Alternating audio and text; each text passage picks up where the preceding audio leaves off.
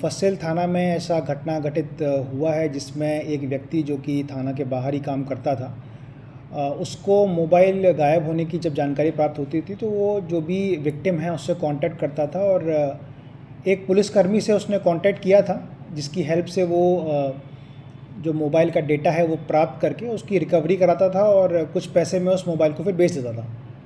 तो ये घटना प्रकाश में आते ही हम लोगों ने तुरंत कार्रवाई की, एफआईआर दर्ज करते हुए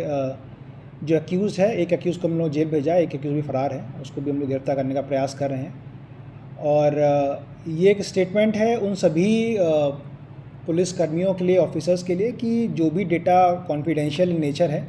उसको किसी की भी साथ शेयर नहीं करना है, किसी भी तरीके से शेयर नहीं करना है और मॉनेटरी बेनिफिट के लिए तो बिल्कुल शेयर नहीं करना है। ऐसी कोई घटना हम लोगों की नज़र में आएगी तो उस पर कठोर से कठोरतम कार्रवाई की जाएगी। ऑपरेशन मुस्कान का ही पार्ट था?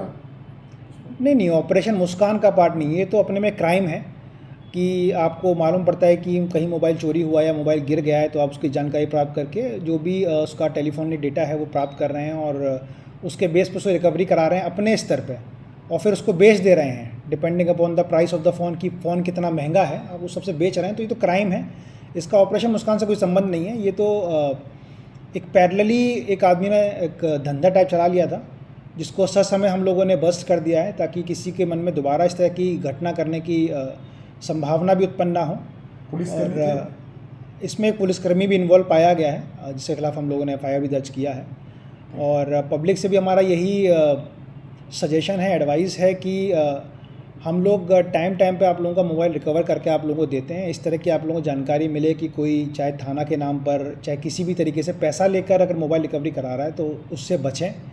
और ऐसा अगर कोई हो तो उसकी जानकारी हमको दें।